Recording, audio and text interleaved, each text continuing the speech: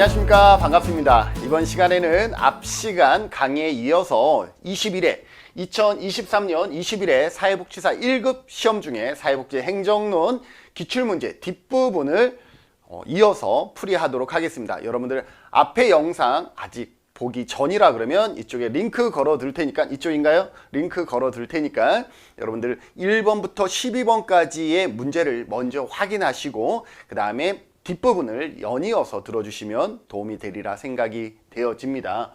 자, 그러면 13번 문제부터 같이 풀어보도록 하지요. 사회복지 슈퍼비전에 관한 설명으로 옳지 않은 것은, 여러분들 슈퍼비전 많이 얘기하는데 과연 슈퍼비전은 뭐냐라고 했을 때, 슈퍼비전을 제공할 때에 행정적 기능과 교육적 기능, 그 다음에 잘하고 있어 격려해주고 지지해주는 지지적 기능, 이렇게 슈퍼비전에는 적어도 이 세 가지의 기능을 수행할 수 있어야 된다라고 보시면 돼요. 그래서 행정적으로 뭐 예산을 집행하고 프로그램을 기획하고 이러한 부분들을 가서 우리가 코멘트 해줄 수 있어야 되고, 교육, 뭔가를 교육할 수 있는 능력이 있어야 되면서 더불어서 상대방을 지지해주고 격려해줄 수 있는 이러한 세 가지의 기능을 다 하는 사람이 아주 좋은 슈퍼바이저가 될 수 있다라고 볼 수가 있습니다. 자, 소진 발생 및 예방에 영향을 미친다라는 거죠. 이러한 지지적 기능을 하게 되면 어떻게 되겠어요? 지지를 받으면 갑자기 소진이 확 와버리나요? 그냥 갑자기 에너지가 고갈되나요? 아니죠. 고갈되었던 에너지가 조금은 그래도 격려를 받아서 조금 충전되죠. 그래서 소진 발생 및 예방에 영향을 미친다라는 것이고요. 맞는 설명이죠. 동료 집단 간에는 슈퍼비전이 수행되지 않는다. 자, 동료 간에는 행정적인 교육이 안 되나요? 가능하죠. 동료끼리도 서로 가르쳐 줄 수 있죠. 동료끼리 서로 교육할 수 있죠. 동료끼리 서로 지지할 수 있죠. 동료 집단 간에 동료들이 서로 동등한 입장에서 서로 정보를 교환하고 지지해주고 이럴 수 있죠. 그것을 동료 슈퍼비전이다 라고 얘기를 합니다. 그래서 동료들이 동등한 입장에서 서로 뭘 할 수가 있어요? 슈퍼비전을 제시해 줄 수가 있죠. 맞습니다. 수행되지 않는다가 아니라 슈퍼비전이 있다라는 거예요. 수행된다. 그래서 옳지 않은 것은 몇 번? 3번이 되겠습니다. 슈퍼바이저는 직속 상관이나 중간 관리자가 주로 담당한다. 일반적으로 슈퍼바이저는 어때요? 윗, 나보다는 선임, 그죠? 사수, 이러한 분들이 보통 슈퍼바이저가 되죠. 그리고 아니면은 우리 직장의 사수는 아니더라도 사회복지 현장의 선배, 아니면 대학의 교수님, 이러한 분들도 좋은 슈퍼바이저가 될 수 있으니 여러분들이 슈퍼바이저를 잘 두시고, 또 여러분들도 받은 만큼 누군가에게 그러한 행정적, 교육적, 지지적인 기능을 제공해주는 좋은 슈퍼바이저로 자리 잡으면 좋겠습니다. 그리고 여기에 소진을 막기 위해서 정말 제가 20년 현장에 있으면서 정말 중요한 것이 뭐냐면 좋은 슈퍼바이저를 두라는 것과, 또 하나는 끊임없이 교육에 참여하라는 것, 요 두 가지를 여러분들에게 말씀해 드리고 싶습니다. 그래서 주로 담당한다는, 일반적으로는 그렇죠. 직무를 수행하면서 훈련을 받을 수 있다라는 장점이 있다. 이게 동료 간의 슈퍼비전을 받는다든지 아니면 직속 상관이나 중간 관리자에게 슈퍼비전을 받는다 그러면 어떻게 되겠어요? 직무를 수행하면서 훈련을 받을 수가 있죠. 또 이러한 것들이 우리가 사내훈련이라 그래서 온 더 잡 트레이닝, 그죠? 온 더 잡 트레이닝이 바로 이러한 기능들을 우리가 설명해 줄 수가 있는 것이죠. 그래서 슈퍼비전에 관한 설명으로 옳지 않은 것은 몇 번이다? 3번이다 라는 것을 확인할 수가 있습니다. 92% 높은 정답률 보이고 있습니다. 자, 14번 예산에 관한 부분입니다. 여러분들 예산은 크게 뭐 연기준 예산, 계획 예산은 우리가 플래닝이니까 기획이라고 하죠. 플래닝 ing가 붙은 것은 계획보다는 기획이 맞습니다. 그래서 기획 예산, 그 다음에 연기준 예산, 그리고 성과주의 예산, 품목별 예산이 있는데, 예산은 우리가 알면서도 헷갈리고 그렇기 때문에 한 표로 여러분들이 표 하나를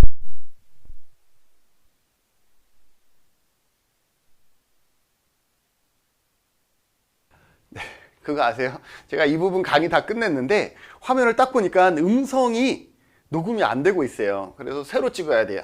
이게 혼자 촬영하고 뭐 이러다 보니까 이게 어느 순간 배터리가 다 돼서 건전지가 다 돼서 이렇게 녹음이 안 되는 이런 경우들이 왕왕 있는데 가끔 있어요. 가끔 있는데 지금이 딱 그런 때예요. 그럴 때는 그냥 기분이 찹찹하고 막 이래요. 이거 꼭 해야 되는 것도 아닌데 내가 왜 이걸 해갖고 지금 이 순간 이걸 또 해야 되지 막 이런. 네, 여러분들을 위해서 하고 있습니다. 그러니 여러분들 열심히 해서 합격으로 보답해 주시면 좋겠습니다. 합격했다고 저한테 좋은 건 없지만 그래도 보람은 있잖아요. 자, 그러면 예산에 대해서 다시 한번 설명할게요. 설마 이 앞부분에서 음성이 끊기진 않았겠죠? 아니길 바라면서. 자, 품목별 예산은 수입과 지출을 항목별로 제시를 합니다. 그래서 예산서 중에 여러분들이 가장 많이 봤을 거예요. 수입하면 뭐 어떤 수입이 있을까요? 후원금 수입이 있을 것이고, 그 다음에 회비 수입이 있고, 그 다음에 수강료도 있을 것이고, 이렇게 하면서 이러한 품목 대비 여기에 금액을 적고, 지출도 마찬가지예요. 뭐가 있을까? 어떤 지출할까요? 네, 현수막 7만원, 강사료 20만원, 그 다음에 간식 얼마? 15만원 합시다. 뭐 이렇게 이처럼 수입과 지출을 품목 대비 예산을 설정하는 것을 뭐라 그래요? 품목별 예산이라 그래요. 그래서 여러분들이 이러한 형태 가장 많이 봤죠? 사용이 간편하고 단순하다라는 거예요. 그래서 이러한 예산은 여러분들이 봐도 이게 어떤 것인지 바로 파악이 되는 것처럼 사용이 간편하다라는 것이고요. 보통 이 품목별 예산을 작성할 때는 전년도 대비 일정 비율로 증감을 합니다. 전년도 대비 한 물가 상승률을 반영해서 5%를 증액하거나 전년도 대비 오늘 사업이 좀 위축됐으니까 3%를 감액하거나 이러한 형태로 예산을 짜게 되는 것이죠. 그러다 보니까 예산의 신축성이 떨어져요. 어떤 사업은 더 많이 증액하고 어떤 사람은 좀 적게 감액하고 이래야 되는데 보통 전년 대비 일괄적으로 5%, 전년 대비 일괄적으로 마이너스 3% 이런 식으로 적용하다 보니까 예산의 신축성이 떨어지는 단점이 있고요. 그리고 최초의 사업의 경우는 근거를 알 수가 없죠. 전년에 사업을 하지 않고 올해 처음으로 실시하는 사업의 경우는 전년도에 예산이 없다 보니까 올해 얼마를 편성해야 돼? 이러한 부분들이 난감할 수가 있습니다. 그래서 품목별 예산의 내용과 장점과 단점 여러분들이 기억해 두시고요. 성과주의라는 것은 뭐냐 하면 전년도의 성과의 정도에 따라서 예산의 반영을 좀 달리하는 것을 성과주의라 그래요. 자, 그러려면 전년도에 뭐가 중요하죠? 전년도의 실적, 성과 이런 것들이 중요하겠죠. 그러다 보니까 산출, 실적을 강조하게 되는 것이고, 그러면 어떻게 산출과 실적은 보통 무엇을 단위로 우리가 추출하게 되죠? 그렇죠. 프로그램 단위별 산출, 이런 성과 이런 것들을 우리가 밝혀내잖아요. 그죠? 그러다 보니까 활동을 기능별 또는 프로그램으로 나눈 다음에 각 프로그램별 산출을 우리가 중요시하는 거죠. 이를 세부 프로그램으로 나누어 그 나누어진 것의 단위 원가와 업무량을 곱하게 되는 것이죠. 그래서 산출 성과가 높으면 단위 원가 또는 업무량을 더 증액을 하는 것이다 라고 볼 수가 있죠. 그리고 산출과 실적, 즉 성과가 떨어지는 사업은 단위 원가를 낮추거나 업무량을 줄여나가는, 그렇게 해서 적용하는 것이 뭐다? 성과주의 예산이다 라고 보시면 돼요. 예산 통제가 어렵습니다. 예산 통제가 어렵다는 것은 행정을 담당하는 사람이 함부로 예산을 증액하거나 함부로 예산을 감액할 수가 없어요. 왜? 이거는 엄연하게 단위 원가와 업무량이 나와 있기 때문에 단위 원가를 바꾸거나 업무량을 바꾸지 않는 이상 예산 통제가 쉽지 않다라는 것입니다. 원가와 인원 등이 표시되어 있기 때문에 그렇죠. 그러나 또 단점은 뭐냐면 단위 원가 계산이 쉽지 않다라는 거예요. 여러분 프로그램 개발과 평가에서 우리가 프로포저를 작성할 때 어려운 것 중에 하나가 뭐예요? 단위, 예산을 어떻게 작성해야 되느냐? 산출 근거인 것이죠. 이처럼 단위 원가의 계산이 쉽지 않다라는 단점이 있고, 직접비와 간접비 구분들이 힘들 수 있다라는 거예요. 직접비는 뭐예요? 그 사업에 직접적으로 들어가는 것을 직접비라고, 간접비는 다른 것과 같이 이용되어지는 것을 간접비라고 얘기를 합니다. 그래서 성과주의 예산의 장점과 단점 또 내용을 설명했습니다. 기획 예산 있죠? PBBS라고 기획 예산이 있는데 이 기획 예산은 효과성을 강조를 하게 됩니다. 그래서 목표가 반영되어 있고 기획 예산은 목표가 반영되어 있고 목표 수립에 따른 예산입니다. 예를 들어서 어르신들의 뭐를 얼마 높이기 위해서 300만 원 이렇게 목표 대비 예산을 설정하는 것을 뭐라 그래요? 기획 예산이라고 생각하시면 되겠습니다. 그러나 여기에서의 한계는 뭐냐면 목표를 어느 정도 설정할 것이냐, 목표의 수립 자체가 어려울 수 있다라고 볼 수가 있죠. 그래서 결과를 중요시하다 보니 과정이 무시될 수 있다는 거예요. 결과가 뭐예요? 목표라는 결과가 중요하다 보니까 그 과정은 무시되어지고 목표가 달성했느냐 안 했느냐 그것이 더 중심이 되어버리는 그러한 모습이 한계로 작용할 수 있다라는 것입니다. 그리고 시험에 영기준 예산 많이 나오죠. 영기수는 제로 베이스예요. 제로 베이스. 그래서 영기준이라고 얘기를 하는 거예요. 뭐가 제로 베이스라는 거예요? 우리가 참조하는 것이 제로 밑바닥에서부터 다시 시작하겠다라는 거예요. 우리 품목별 예산도 전년 대비 일정 비율로 증감을 하고 성과주의는 성과의 정도에 따라 전년도의 성과의 정도에 따라 예산을 반영할 수가 있어요. 그러나 영기준은 그거를 다 싹 무시하고 어떻게 하겠다라는 거예요? 제로 베이스, 즉 0의 상태에서 예산을 수립하겠다라는 거예요. 지금 윤석열 정부가 최근에 얘기하고 있는 게 뭐냐면 이 영기준 예산이에요. 지금까지 들어갔던 국가의 다양한 사업들을 제로 베이스에서 다시 예산을 수립하겠다라고 얘기를 하고 있어요. 그건 뭐냐? 품목별 이제까지 관례상 했던 전년 대비 몇 프로 이런 거 하지 않겠다라는 거예요. 성과주의 중요하지만 그보다 더 중요한 건 지금은 영기준 제로 베이스에서 예산을 다시 수립하겠다라는 거예요. 그런 의미에서 1급 시험에 뭐가 나올 수 있어? 네, 제로 베이스, 영기준 예산이 나올 확률이 더 높아지는 거죠. 왜? 현 정부가 얘기하고 있는 게 제로 베이스, 영기준 예산이기 때문에 그렇습니다. 그래서 예산 수립에 탄력성이 있는 거예요.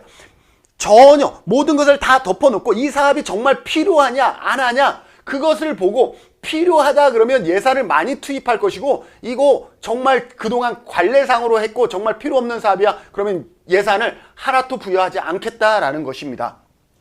예산에 대한 지식이 없으면 작성이 어렵습니다. 왜? 아무것도 없이 예산을 짜야 되기 때문에 예산을 모르는 저 같은 사람은 작성 자체가 어려울 수 있다는 것이고요. 효율성 분석을 통해서 우선순위를 설정하게 되는 거예요. 예산 수립의 탄력성이라는 것은 뭐예요? 효율성 분석을 통해서 우선순위를 결정해서 그것을 예산에 반영하겠다라는 거예요. 효율성 분석은 어떤 것이죠? 비용 편익 분석과 우리 사회복지는 비용 효과 분석을 많이 하죠. 그래서 비용 편익 분석과 비용 효과 분석 등을 통해서 뭐예요? 효율성을 따진 다음에 그것을 예산에 반영하겠다라는 것이 영기준 예산이다 라고 보시면 되겠습니다. 자, 그러면 문제 다시 보죠. 예산에 관한 설명으로 옳은 것은 영기준 예산은 전년도 예산 내역에 반영하여 수립한다. 아니죠. 영기준은 뭐예요? 말 그대로 제로 베이스예요. 제로 베이스. 그죠? 제로 베이스. 여기 바로 영어로 설명되어 있죠. 영기준은 제로 베이스에서 시작하는 것이고 전년도 예산 내역을 반영해서 수립하는 것은 이거는 품목별 예산인 것이죠. 품목별 예산이다 라고 볼 수가 있습니다.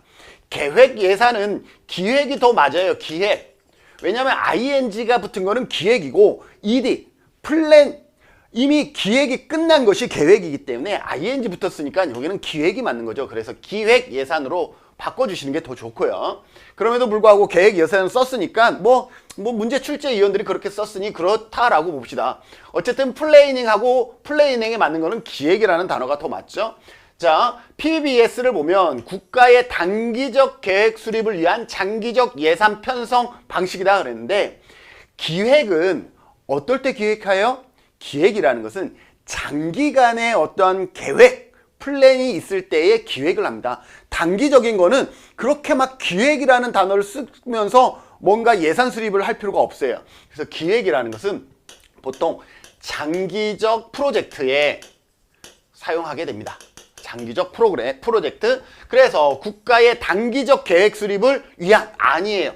국가의 장기적 계획 수립을 위한 계획은 5년치이지만 예산을 5년치로 세우면 한계가 있죠. 그래서 계획은 5년치지만 예산은 매해마다 수립하니까 장기적 계획 수립을 위한 단기적 예산 편성 아니면 그냥 장기적 계획 수립을 위한 예산 편성 이렇게 하셔야 맞습니다. 단기적 계획이 아닌 거예요. 기획이라는 것, 계획이라는 것은 일반적으로 장기적인 프로젝트에 적용하게 됩니다. 그래서 틀렸고요. 연기준 예산은 비용 편익 분석, 비용 효과 분석을 거치지 않고 수립한다. 아까 뭐라 그랬어요? 연기준 예산은 효율성을 통해서 효율성 평가를 통해서 뭐예요? 우선순위를 정하게 되는 거예요. 우선순위를 정해서 이것을 예산에다가 반영한다 그랬죠? 그러니 이것을 거치지 않고가 아니라 이것을 통해서 예산을 수립한다. 이렇게 바꿔주셔야 되겠죠. 성과주의 예산은 뭐라 그랬어요? 전년도의 성과의 정도를 예산에 반영한다 그랬죠? 전년도 사업의 성과를 고려하지 않고, 아니죠. 고려하지 않고가 아니라 성과를 반영하여 예산을 수립하는 것을 성과주의 예산이다 라고 얘기를 합니다. 품목별 예산은 뭐라 그랬어요? 품목별, 항목별 수입과 지출의 내역을 예산으로 수립하는 것이죠. 수입과 지출을 항목별로 명시하여 수립한다. 이거 맞네요. 그죠? 그래서 정답은 몇 번? 5번이다. 그래서 여러분들이 연기준과 기획예산, 연기준 예산, 성과주의 예산, 그 다음에 품목별 예산 이러한 부분들은 여러분들이 4가지를 적어서 4가지의 장점과 단점을 여러분들이 한눈에 좀 파악하셔서 구분할 수 있어야 되겠다라고 보시면 되겠습니다. 그래서 5번 75%가 그래도 정답을 잘 찾아주셨습니다. 자, 15번입니다. 한국사회복지행정체계에 관한 설명으로 옳지 않은 것 봤더니요. 이거는 행정에서도 많이 나오지만 사실상 법제나 정책과 같이 매칭돼서 역사는 어차피 뭐예요? 어떠한 법이나 정책이 만들어지면 그것이 전달되어지는 게 행정이기 때문에 행정의 역사나 법이나 정책의 역사나 크게 다르지 않다. 그러나 차이가 있다 그러면 법은 만들어진 생일을 중요시하기 때문에 재정 연도가 중요시 되어지고 그 다음에 뭐 행정이나 정책은 시행 연도가 더 중요시 되어지니 재정 연도와 시행 연도를 조금 구분해서 여러분들이 이해하신다 그러면 다 동일한 내용이 되겠다라고 보시면 되겠습니다. 자, 읍면동 중심의 서비스 제공에 노력하고 있다. 자, 읍면동 복지 허브와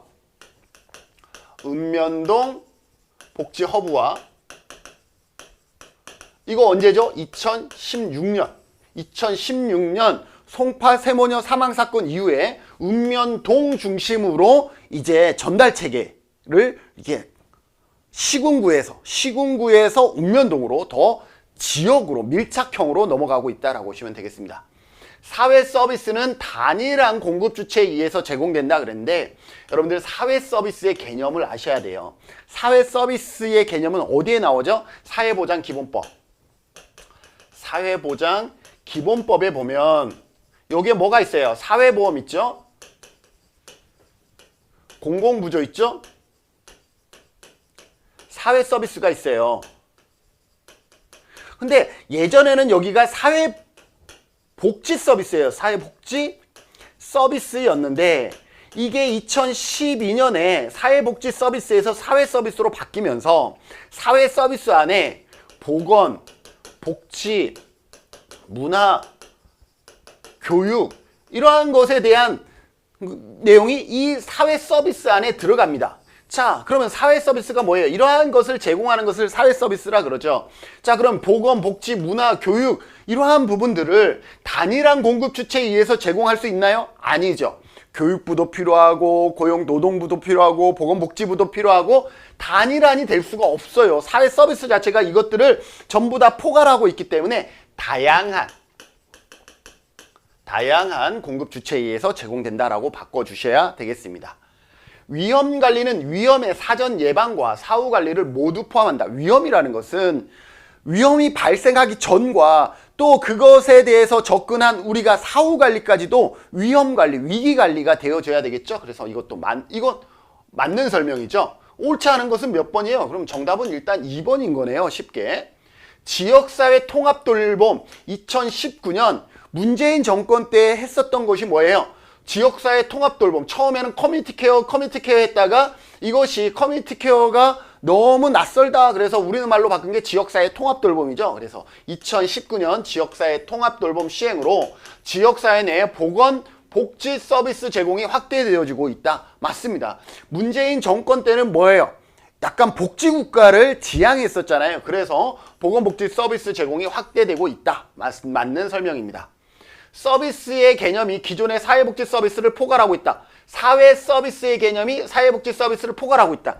사회복지 서비스가 어디로 들어갔어요? 여기 들어갔고 얘 전체가 사회 서비스다 보니 2012년 이후에 사회 서비스의 개념이 기존의 사회복지 서비스를 포괄하고 있다. 맞는 설명이죠. 그래서 옳지 않은 것은 몇 번? 2번이 되겠습니다. 93% 높은 정답률인데 여러분들 이 정답률만 보는 게 아니에요. 왜 사회 서비스가 사회복지 서비스를 포괄하고 있는가? 이건 사회보장 기본법에 의한 것이다 라는 것, 그러한 내용들을 여러분들이 다 하나하나 이해하셔야 이 문제가 다른 패턴으로 바꾸더라도 여러분들이 답을 찾아 나갈 수가 있으니 답 하나를 맞췄다 틀렸다가 아니라 나머지 질문들의 옳고 그름도 여러분들이 분명하게 설명할 수 있어야 되겠다라고 보시면 되겠습니다. 16번 같이 볼까요?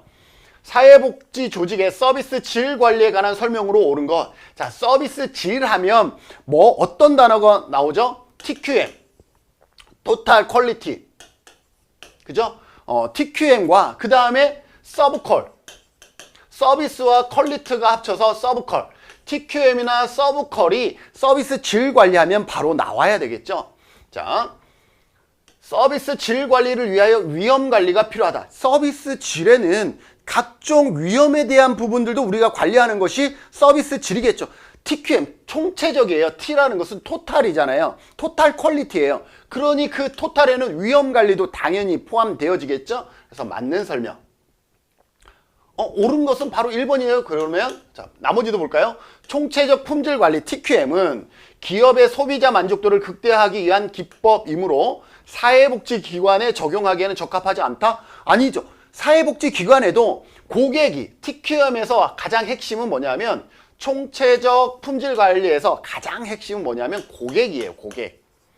자, 우리 사회복지 현장도 가장 중요한 사람이 누구예요? 맞아요. 예전엔 클라이언트가 고객이라는 단어이긴 한데 그 클라이언트가 사회적 약자를 약간 대변하는 그런 언어로 약간 고착화되다 보니까 이제는 클라이언트라는 단어보다는 오히려 고객, 이용자라는 단어를 많이 쓰잖아요.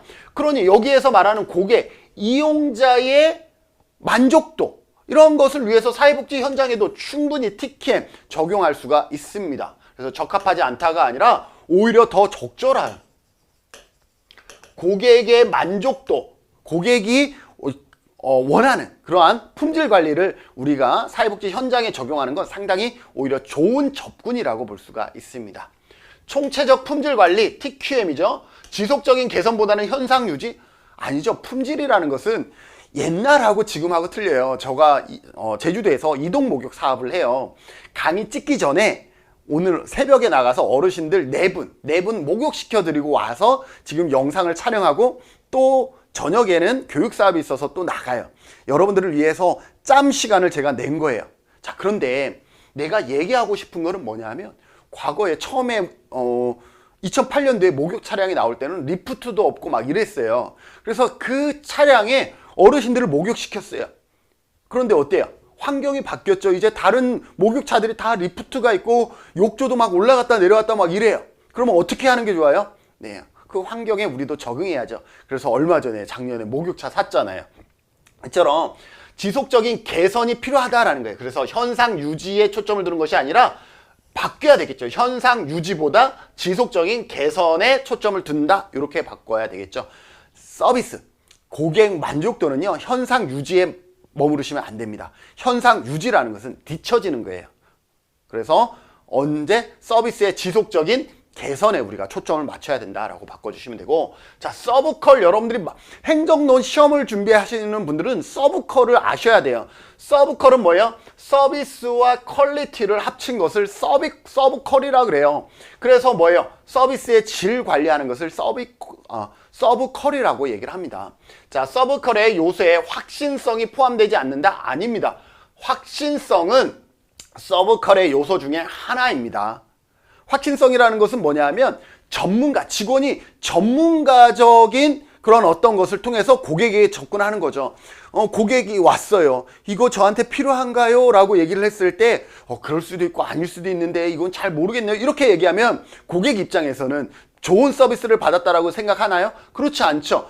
이거는요, 전문가로서 이런 경우, 그래서 선생님이 어떤 것을 쓸 때에는 똑같은 마우스 포인터라도 이런 것이 더 어울릴 것 같고요. 선생님이 또 이러한 식으로 강의를 한다 그러면 이런 부분이 더 적절할 것 같습니다. 이렇게 전문성에 기반한 그러한 정보들을 주고 이러한 것들이 필요하죠. 그것이 확신성이다 라고 볼 수 있습니다. 서브컬 유형에서 고객 요청에 즉각적인 반응을 말한다.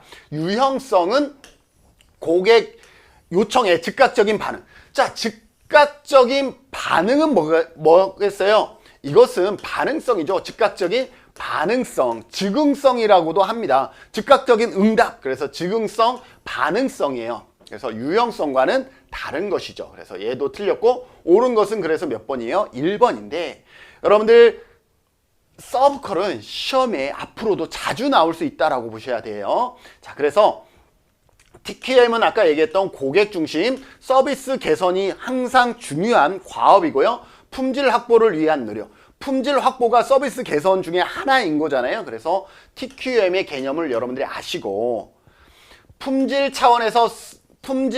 차원의 서브컬을 또 이해하셔야 돼요. 서브컬은 이렇게 가공 즉 확신 이렇게 암기하셔도 되겠죠. 이 네 가지, 5가지를 알고 있느냐 모르고 있느냐 이렇게 시험에 나오는 거죠. 서브컬의 요소에 확신성이 포함되지 않는다라고 하면 가공 즉 확신 이것을 암기한다면 확신성이 있다라는 것을 알 수 있죠. 자, 가시성, 유형성은 뭐냐면 외형적인 거예요. 어떤 기업이라든지 개인의 위생 상태, 기업의 장비의 신뢰도 이런 것들을 얘기를 해요. 그래서 가시성, 유형성은 장비의 위생이라든지 직원의 용모 이런 것들을 가시성이라 그래요.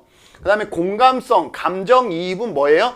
고객에 대한 이해와 관심을 우리가 공감성이라고 얘기를 할 수 있죠. 그래서 가공, 즉응성, 아까 반응성 이거죠. 고객의 요청에 즉각적인 반응은 여기에 해당되는 거예요. 짧은 시간 내에 즉각적인 반응을 해줘야 된다라는 거죠.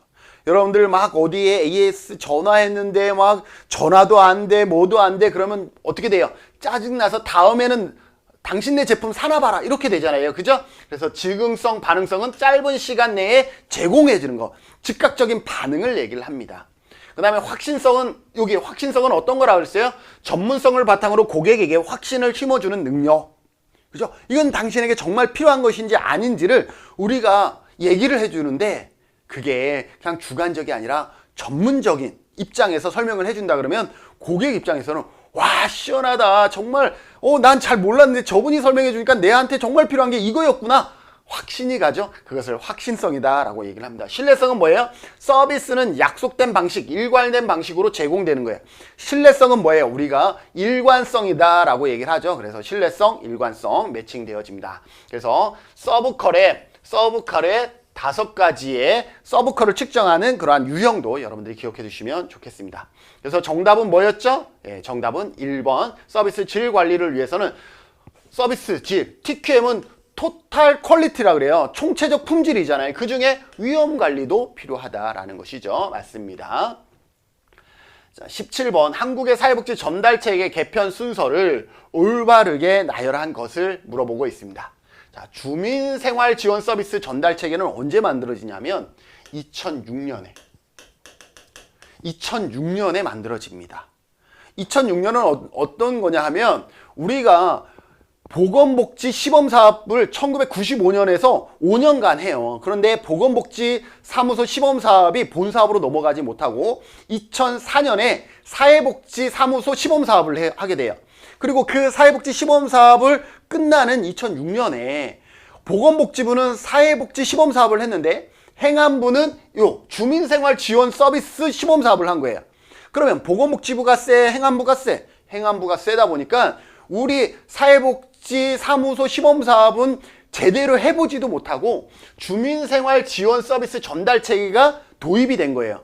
이게 뭐냐 하면 여러분들이 지금 주민센터에 가보면 복지도 있고 뭐 수도 뭐 건설 이런 것들이 전부 다 그 안에 있죠. 그것을 주민생활지원 서비스라고 얘기를 해요. 그게 2006년에 도입이 됩니다. 자, 이렇게 2006년에 도입을 했는데 사람들이 그걸 알아요, 몰라요? 잘 몰라. 그래서 그동안의 읍면동 사무소라고 우리가 호칭했던 읍면동 사무소를 2006년 다음 2007년에 이것을 여기에다가 접목하면서 주민센터로, 읍면동 사무소를 읍면동 주민센터로 이름을 바꾼 게 2007년이다 라고 보시면 돼요. 그래서 주민생활지원서비스 전달체계는 2006년이다 라고 보시면 되고, 사회복지 통합관리망 사통망은 언제? 2010년이죠. 2010년에 사통망이 개통이 되어집니다. 2010년에 사통망이 개통이 되어지고 2012년에 시군구 희망복지지원단 지원단이 들어서죠. 이 시군구 희망복지지원단은 뭘 한다 그랬어요? 통합 사례관리 한다라고 했죠. 통합 사례관리. 이때 이 통합 사례관리가 가능했었던 게 뭐예요? 2010년에 사통망이 개통되면서 공공에서 뭐를 이제 정보를 가지고 있는 거예요. 그 가지고 있는 정보를 가지고 2012년 시군구 희망복지지원단을 운영하면서 통합 사례관리를 누구도 그전에는 민간에서만 했거든요. 근데 2012년부터 공공에서도 사례관리를 하기 시작했다라고 보시면 돼요. 읍면동 복지허브와는 자 2012년에는 시군구 단위의 희망복지지원단이었다 그러면 읍면동 복지허브와는 2016년에 읍면동 복지허브와가 도입이 됩니다. 2014년 송파 세모녀 사망사건 이후에 들어선 게 뭐다? 읍면동 복지허브와라고 보시면 되겠습니다. 지역사회 통합 돌보는 앞에 문제에서 나왔죠. 2019년에 도입이 되어진다라고 되어 있습니다.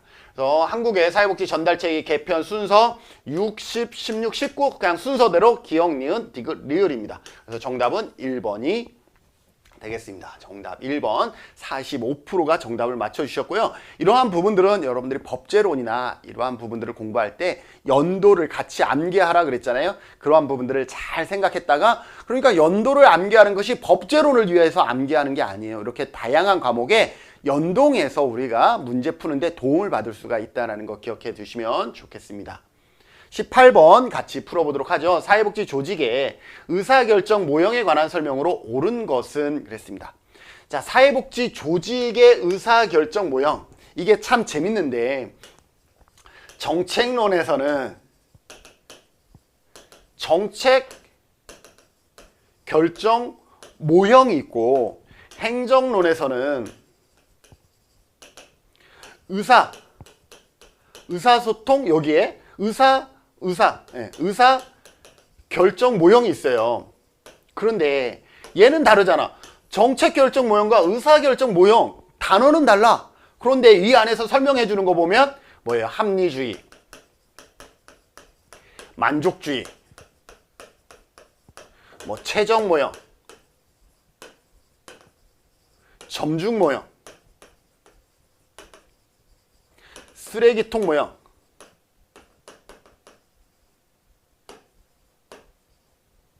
뭐 이런 식으로 쭉 나오고 있잖아요. 그죠? 그래서 같은 설명이다. 합리 모형, 만족 모형, 최적 모형, 점중 모형, 혼합 모형도 있네요. 그죠?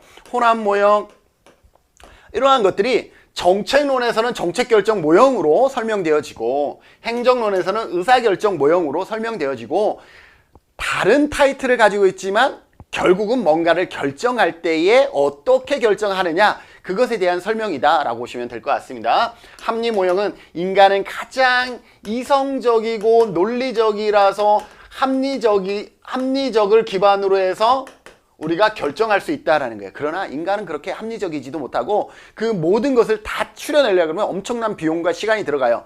그래서 나온 게 뭐예요? 만족 모형이에요. 만족 모형은 다른 말로 제한된 합리 모형이에요. 여러분들이 공부할 때 합리주의는 100점을 맞도록 공부를 하는 게 합리 모형이라 그러면 만족 모형은 합격할 만한 수준에서 합격만 하면 만족할 거 아니에요. 그 수준에서 공부를 하는 거죠. 그런데 만족 모형의 기준은요 상당히 주관적이에요. 어떤 사람은 난 60점만 맞으면 합격만 하면 만족할 거야 라고 했는데 꼭 그런 사람이 있어. 나는 전국 응시생 중에 꼭 1등을 할 거야. 이런 사람들 있잖아요. 그죠? 그래서 이 만족이라는 단어는 상당히 주관적이다라는 것이 또 한계인 거죠. 그 다음에 최적 모형은 뭐예요? 최적 모형은 합리 모형과 초합리라는 것은 어떤 직관이라든지 이러한 것들을 합친 것을 최적 모형이라고 하는데, 합리와 초합리를 합쳤으니까 최적 모형이죠. 그런데 뭐는 초합리적인 요소를 우리가 어떻게 판단할 것인가에 대한 모호성이 남아 있습니다. 점중 모형은 기존의 모양에서 일부 보완하는 거죠. 그것을 점중 모형이라 그럽니다. 혼합 모형은 뭐예요? 큰 틀에서는 합리, 작은 틀에서는 점중 모형을 추구하는 것을 혼합 모형이라 그러고, 쓰레기통 모형은 뭐예요? 대안의 흐름, 그 다음에 정치의 흐름, 문제의 흐름. 이 문제에 대한 정치의 흐름이 쓰레기통 안에서 우연찮게 이렇게 묶여서 그것이 정책으로 만들어지는 거죠. 그러면 이런 것들은 보통 어디에서? 조직화된 무정부. 그래서 쓰레기통 모형은 조직화된 무정부 상태에서 이루어집니다. 이게 조직은 있는데 체계가 잘 돼 있는 상태에서 정책을 만들 때 이렇게 쓰레기통 모형으로 만드나요? 아니죠. 무정부라는 것은 아노미, 혼란한 상태에서 어쩔 수 없이 하다 보니 우연찮게 정책이 만들어지는 것을 쓰레기통 모형이다 라고 보시면 돼요. 그 외에 뭐 엘리트주의도 있죠. 엘리트 이러한 여러 가지의 정책 결정 모형이 있다. 그것을 기반으로 한번 살펴볼까요? 점중 모형은 어떤 거예요? 여러 대안을 평가하여 합리적 평가 순위를 정하는 모형이다. 점중 모형 뭐예요? 여러 개를 해서 그 안에서 여러 개의 대안을 평가하여 합리적 평가 순위를 정하는 것. 자, 합리적 평가 순위를 정하는 것은 뭐예요? 합리주의죠. 이거는 합리주의예요. 합리주의. 점중 모형은 뭐예요? 점중은 기존의 대안에서 약간 더 상향시켜서 결정하는 것을 우리가 점중 모형이라 그래요. 그래서 안 맞고요. 연합 모형은 경제적 시장 중심적 시각에서 이루어지는 모형이라 그랬는데, 연합 모형은 경제적 시장 중심적 시각에서 이루어지는 것을, 이런 것을 유기체적 관점이라 그래요. 유기체적 관점이라 그러는데, 연합 모형 그런 게 아니에요. 연합 모형은 상향식 방법과 하향식 방법이 어떻게 하냐 하면 경합해서, 상향식은 위로, 밑에서부터 위로 가는 것이고, 하향식 방식, 각각의 방식이 경합해서 만들어지는 것으로서, 얘는 연합 모형은 유기체적 관점과 어떻게 보면은 조금 반대인 거죠. 얘와 얘가 경합해서 만들어지기 때문에 유기체적 관점과 좀 다르다. 그래서 연합 모형, 우리가 안 들어봤던 그런 것들이 여기에 나와 있다. 그 다음에 만족 모형은 뭐냐? 주로 해결해야 할 문제가 분명하고 단순한 의사결정에 적용되어진다. 자, 만족 모형은 뭐라 그랬어요? 만족 모형은 여기에 보면 제한된 합리 모형이라 그랬어요. 제한된 합리 모형에서 왜 우리가 제한된 합리 모형을 했어요? 우리가 가장 합리적인 것을 찾지 못하기 때문에 주관적 관점에서 각자가 만족할 수준을 따로 정하는 거예요. 자, 그런데 주로 해결해야 할 문제가 분명하고 단순한 의사결정에서 주관적으로 만족 모형을 할 필요가 있나요? 없나요? 없죠. 그럼 그 정도 이상에서 그냥 딱 결정해버리면 되는 거예요. 그래서 이렇게 분명하고 단순한 의사결정에서 만족 모형은 적용할 수 없다. 왜? 만족 모형은 이거는 상당히 주관적 관점이다. 주관적 개입이 이루어진다라고 보시면 돼요. 그래서 틀렸고요. 쓰레기통 모형은 조직의 목표가 모호하고 조직의 기술이 막연한 경우에 적용된다. 맞죠? 왜? 조직화된 무정부라는 것은 뭐예요? 조직의 목표가 모호하고 조직의 기술이 막연한, 즉 전문가가 없을 때, 가장 비전문가로 구성되어 있을 때 우리가 정책 결정, 의사 결정하는 모형이 쓰레기통 모형입니다. 그래서 4번이 정답이 되고요. 공공선택 모형은 뭐냐면 공급자 중심이에요. 공급자 중심. 공공선택 모형. 시민들은 공공재의 생산, 공공재는 누가 하는 거예요? 공공재는 일반적으로 정부가 하는 거죠. 그래서 시민들은 공공재의 생산자가 아니라 소비자죠. 이용하는 소비자이고, 공공재의 공급자, 생산자는 누구예요? 정부잖아요. 그죠? 정부를 소비자로, 아니 정부를 공급자로. 그래서 공공선택 모형은 정부가 공급자가 되고 시민들이 소비자가 되는 형태를 공공선택 모형이다 라고 보시면 되겠습니다. 그래서 설명을 옳은 것은 4번이 되겠습니다. 쓰레기통 모형. 여러분들 나머지는 조금 어려웠지만 4번 지문은 그래도 좀 우리가 접해봤던 그러한 언어로 표현되어 있습니다. 그래서 쓰레기통 모형은 조직화된 무정부, 조직화된 정부 아니에요. 조직화된 무정부, 즉 혼란 상태에서 전문가가 없을 때에 이루어지는, 그래서 문제의 흐름, 대안의 흐름, 정치의 흐름이 그 안에서 무작위로 떠돌다가 우연찮게 일치돼서 정책으로 만들어진 것을 쓰레기통 모형이다 라고 보시면 되겠습니다.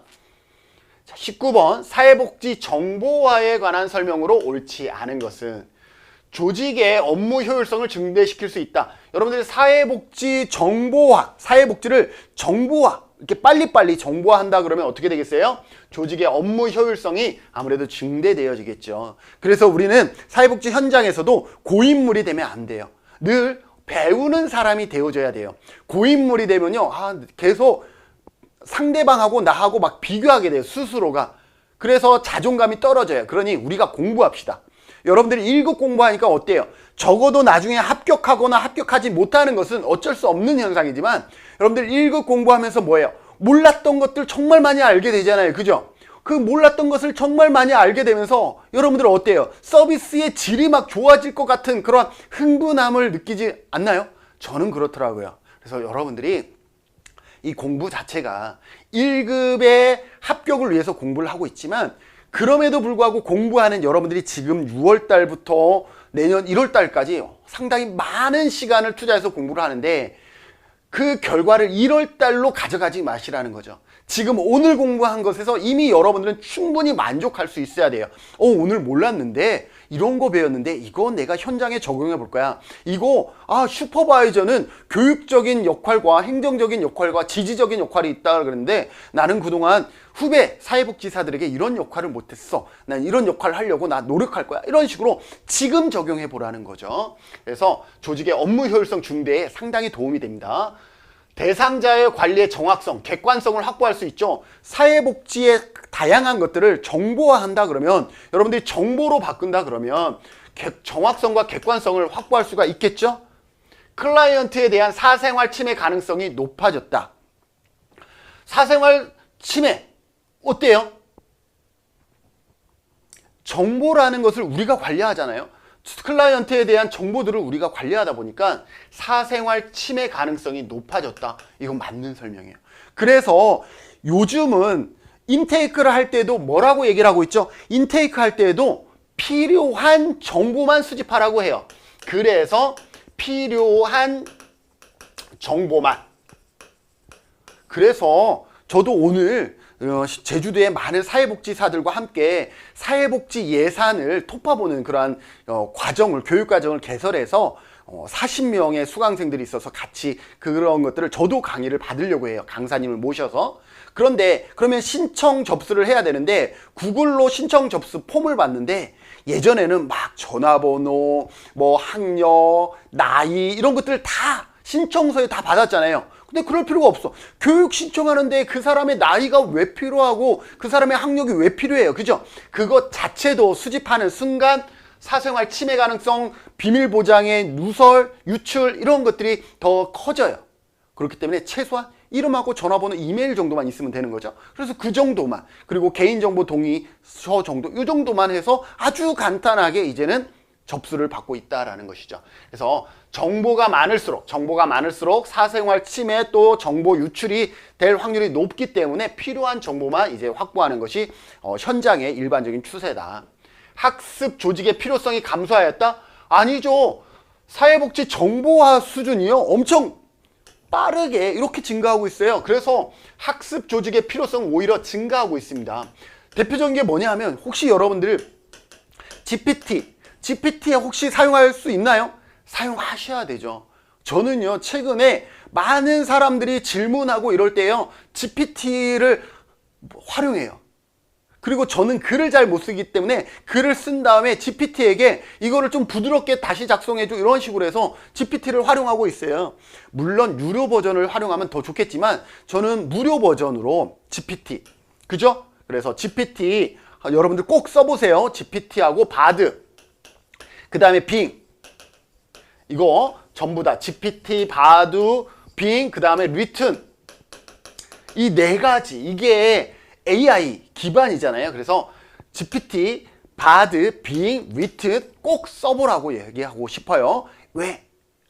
우리는 글의 학습 조직의 필요성, 이걸 함으로 인해서 여러분들이 해야 할 일의 시간을 줄일 수가 있어요. 그러면 그 줄어든 시간만큼 여러분들이 뭐 할 수 있어요? 클라이언트를 만날 수가 있어요. 자, 그러면 학습해야 되겠어요? 말아야 되겠어요? 학습해야 되겠죠. 학습 조직의 필요성 감소가 아니라 증가한다. 옳지 않은 것은 그럼 4번이네요. 사회복지행정가가 정보를 체계적으로 다룰 수 있다. 그죠? 행정이라는 것이 뭐예요? 이러한 정보를 다루는 것도 행정이기 때문에 사회복지행정가가 정보를 체계적으로 다룰 수 있다. 얘도 맞는 설명이죠. 그래서 옳지 않은 것은 몇 번? 4번이 되겠습니다. 83%가 정답 4번을 체크해 주셨습니다. 자, 비영리 조직의 마케팅 특성으로 옳지 않은 것은, 여러분들 비영리 조직은 뭐예요? 말 그대로 영리를 추구하지 않는 것이 비영리잖아요. 자, 볼까요? 이윤 추구보다, 이윤 추구하지 않겠다라는 거 맞죠? 이윤 추구보다는 사회적 가치 실현에 주안점을 둔다. 맞아요. 비영리 법인은 이윤 추구보다는 사회적 가치에 주안점을 두는 것을 의미합니다. 맞습니다. 마케팅에서 교환되는 것은 유형의 제야보다는 무형의 서비스가 대부분이다.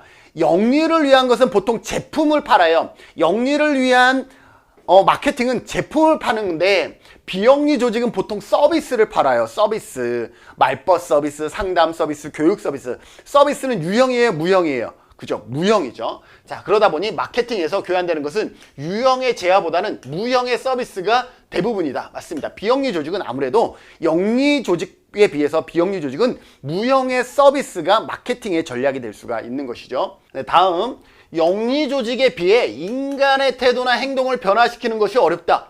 비영리 조직, 인간의 태도나 행동을 변화시키는 게 쉬워요, 어려워요?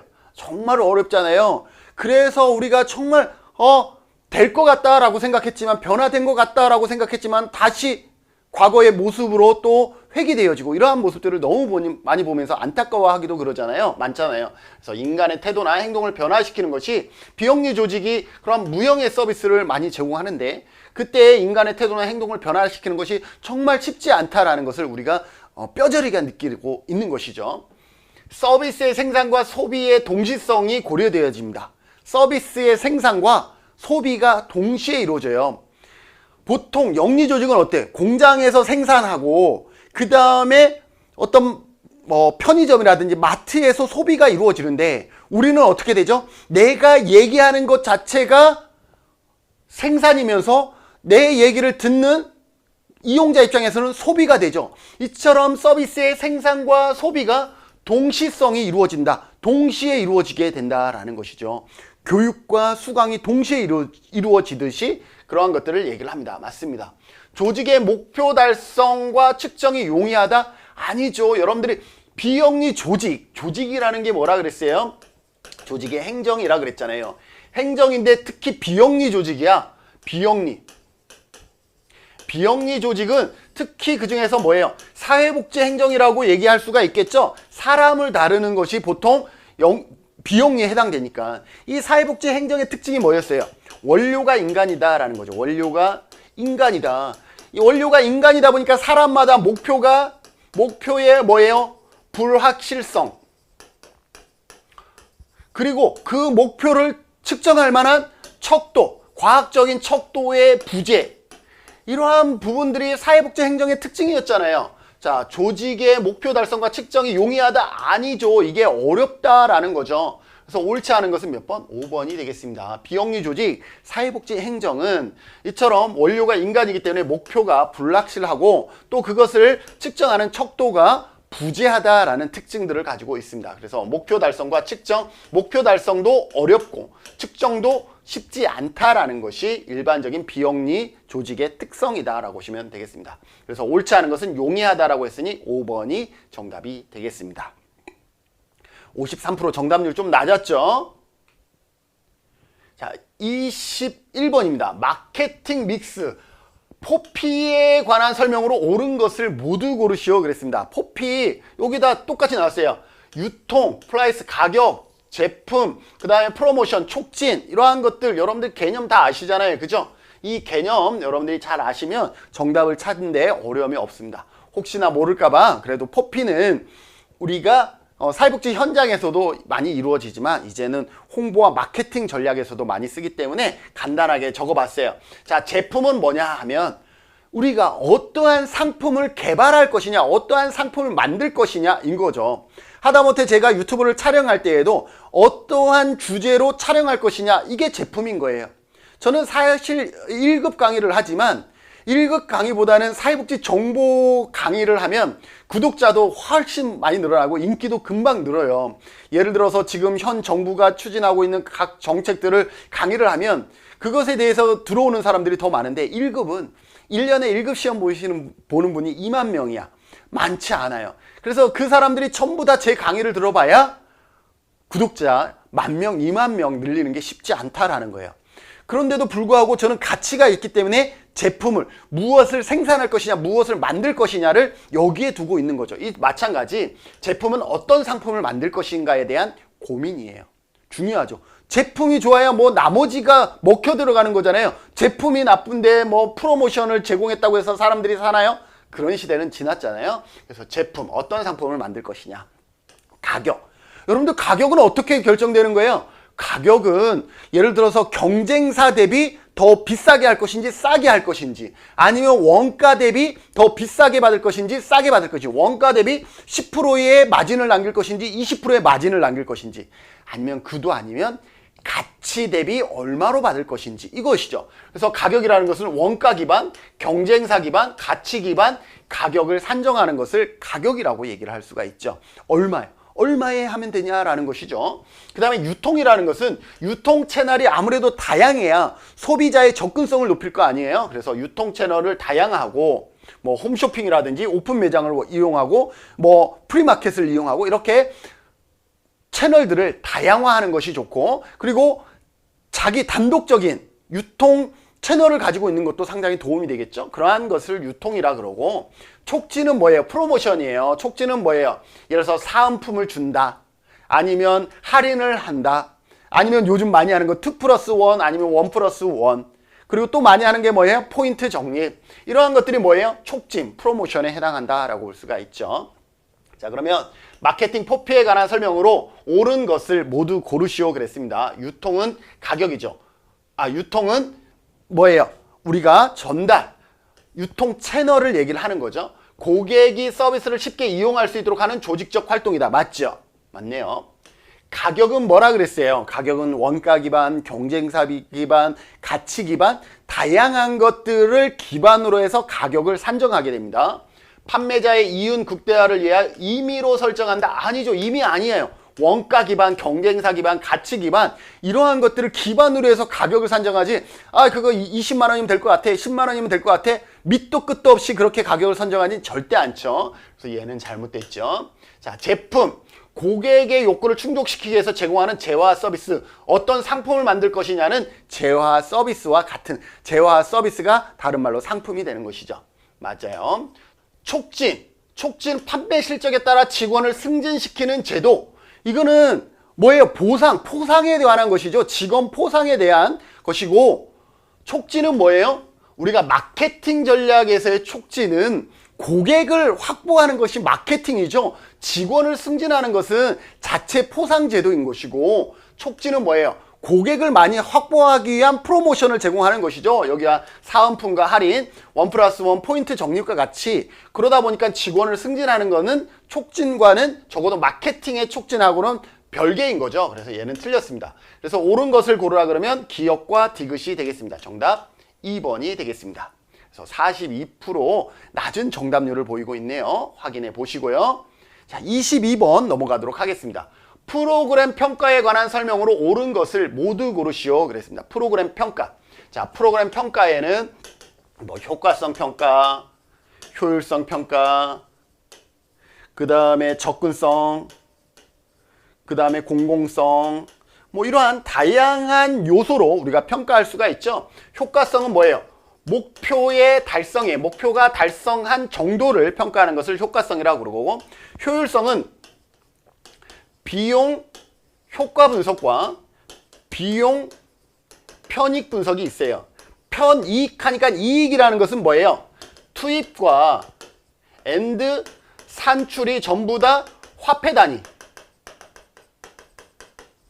1대 비용 편익 분석을 하고, 효과는 이거는 성과를 측정하는 거예요. 그러니 그 결과를 산출이 화폐 단위로 우리가 환산하지 못할 때에 비용은 우리가 돈을 들어가는 거기 때문에 화폐 단위가 돼요. 비용은 화폐 단위이고, 그러나 뭐는 산출은 화폐 단위로 바꾸지 못할 때에 성과를 가지고 우리가 하는 것을 비용 효과 분석이다 라고 얘기를 합니다. 이 비용 효과 분석은 보통 목표가 같을 때 비용이 작은 것이 비용 효과가 늘어나겠죠. 비용 편익은 투입과 산출을 모두 화폐 단위로 바꿀 수가 있기 때문에 서로 다른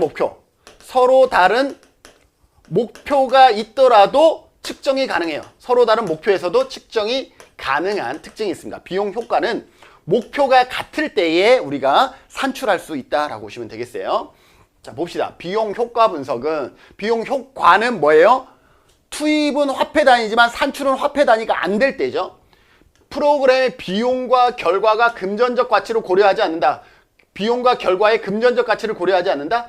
아니죠. 결과는 금전적 가치를 고려하지 않는 게 맞지만, 비용은 고려한다예요. 고려한다. 그래서 비용과 결과를 마치 하나인 것처럼 묶어놓은 게 잘못된 거죠. 그래서 기억은 잘못됐고, 비용 편익 분석은 뭐예요? 투입과 산출이 모두 화폐 단위로 계산이 가능한 경우죠. 프로그램의 비용과 결과를 금전적 가치로 환산하여 평가한다. 맞습니다. 자, 노력성은 뭐냐면 얼마나 어떤 것을 투입했느냐예요. 투입의 정도예요. 투입을 많이 한 것은 결국은 노력을 많이 한 것이잖아요. 그래서 노력성 평가는 프로그램 수행에 투입된 인적, 물적 자원 등을 기준으로 합니다. 맞습니다. 이게 노력성이죠. 효과성은 뭐라 그랬어요? 효과성은 목표의 달성 정도라 그랬죠? 효과성 평가는 프로그램의 목표 달성 정도를 평가한다. 맞네요. 그래서 옳은 것을 고르라 그랬으니까 니은, 디귿, 리을 정답은 4번이 되겠습니다. 50% 이건 정답률이 이렇게 낮을 부분이 아니었는데 기억을 여러분들이 옳은 것이라고 착각했던 부분 여러분들이 체크해 주시면 좋겠습니다. 자, 23번 사회복지 조직의 혁신에 관한 설명으로 옳은 것을 물어보고 있습니다. 자, 조직은 혁신, 그죠? 거래적, 혁신이라는 것은 거래적 리더십과 변혁적 리더십이 있는데, 이거는 혁신이라는 것은 변혁적 리더십에 대한 것이에요. 변혁적 리더십. 여러분들 거래적 리더십과 변혁적 리더십 하면 어느 게 좋아요? 라고 물어보면 사람들이 대부분 변혁적 리더십, 혁신이니까 이게 좋다라고 얘기를 할 수 있지만, 여러분들 실무자 입장에서 관장님이 어디 회의 갔다 오자마자 뭐라고 얘기해요? 아, 우리 이런 거 해보자. 또 다른 회의 갔다 왔더니 또 우리 이런 거 해보자. 혁신만 강조하면 돼요? 안 돼요? 안 되죠.